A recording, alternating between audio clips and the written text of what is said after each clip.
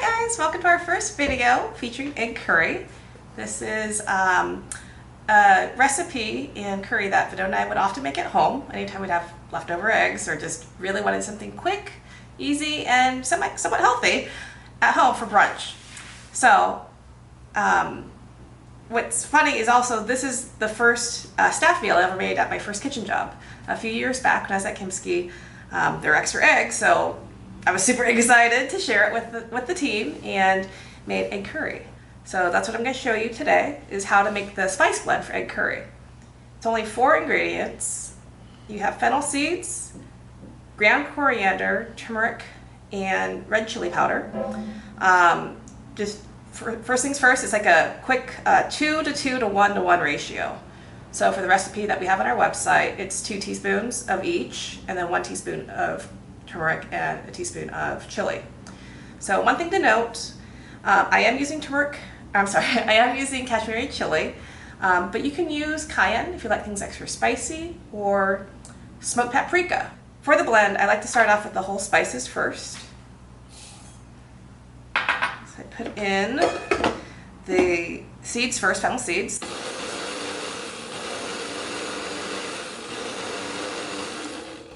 Grind it for a little bit. It still has some chunks in there, but that's okay, because then I do like to add the coriander and allow that to grind together.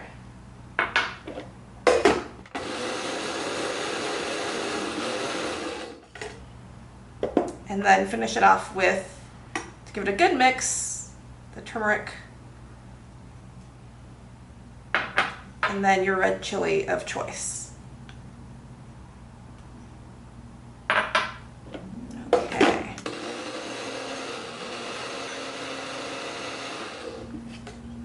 Yep, it's looking pretty darn ground. Just wanted to make sure it's consistent and well ground so you don't have any chunks of fennel. Okay, and I think we're there. And I am using a spice grinder, but of course you could also use a mortar and pestle. And here is a good look at what that looks like. It's very well powdered. And I don't see any chunks. Okay, so that's what that looks like.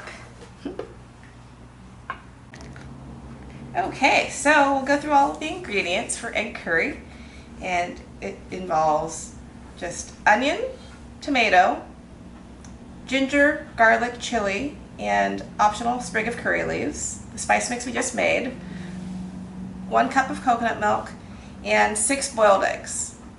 So starting with the onions, I typically like to do a simple julienne, just so they cook evenly. We're going to cook the heck out of those. They get really browned, and that's what takes probably the longest out of the whole process. So I just want to make sure they're julienned. The onions, the other onions, the tomatoes, I do like to do a small dice.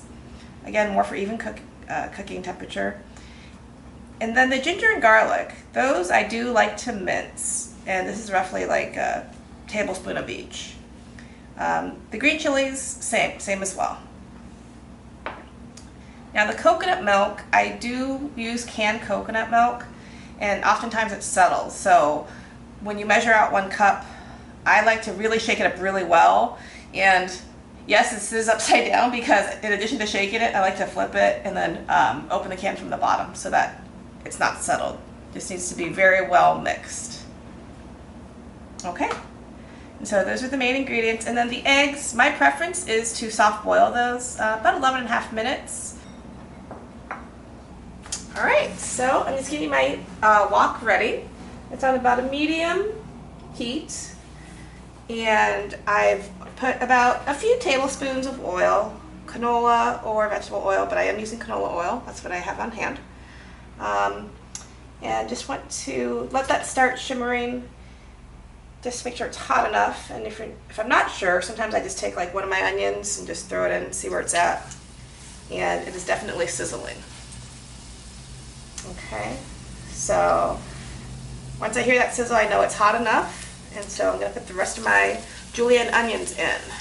Okay.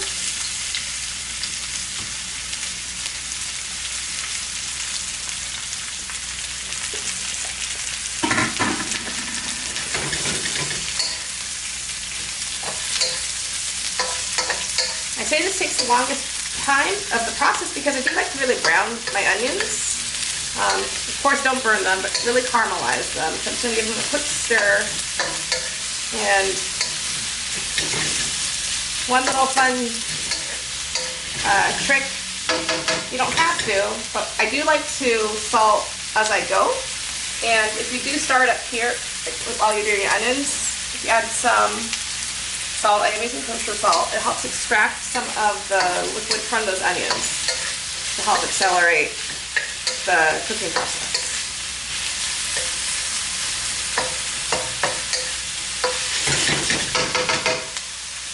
Alright.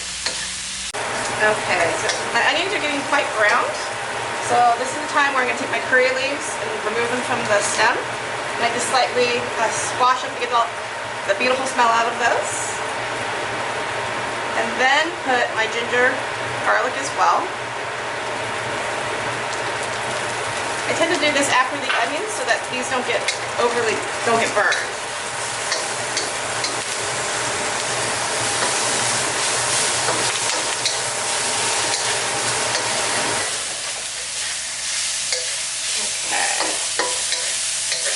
For that exact reason, you might need some extra oil, just a little bit. Yeah, this is the exciting part where you really smell that ginger garlic. It's going to be really quick. Okay, and then the spice mix. Okay, this is where I just want to get a quick toast, literally. Just like make sure that the spices are cooked. There's no dry part, I guess you could say, of the spices. I am going to add just a little bit more oil because it is starting to stick, but that's okay because when you add the tomatoes in, that's when everything really cooks well together. And I'll see that in just a minute. Okay, so I'm toasting everything. All right. And then my tomatoes.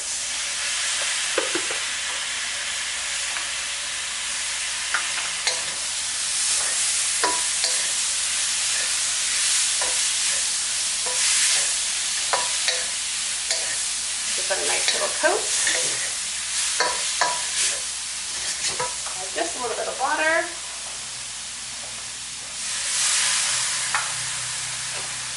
And just a little bit of salt.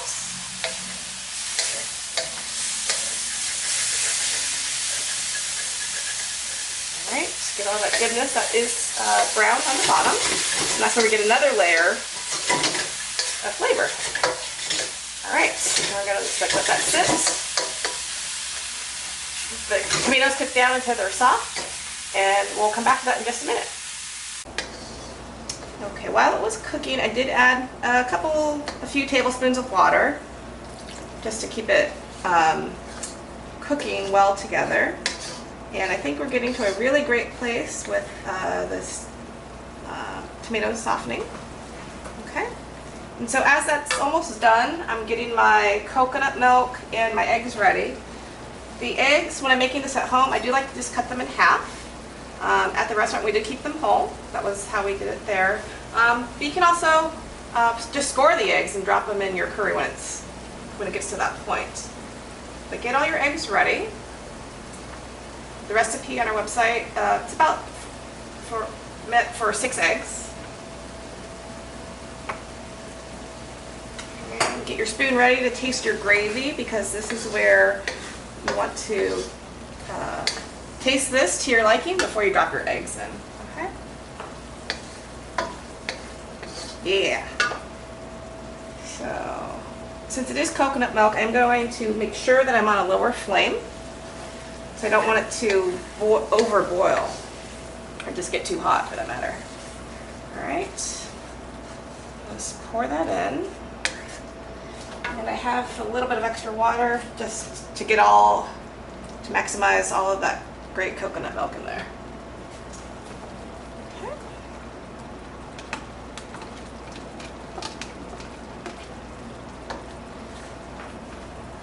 Give that a good stir.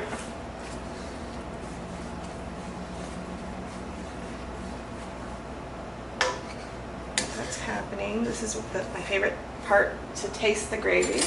Taste for salt. You can also see if you want to add more coconut milk. Sometimes in the early days of making this at home, if I want it a little sweeter, I'd do a little squeeze of ketchup in there. Yeah, it's definitely there, but it definitely needs more salt. So I am using kosher salt. Doesn't matter, just salt to your taste. Have another spoon. See where we're at.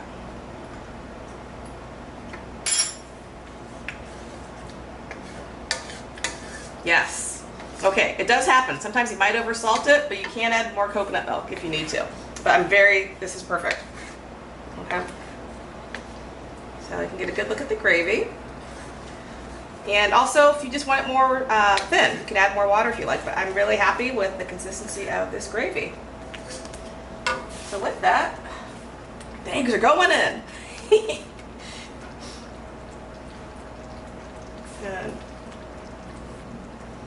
Okay. All right.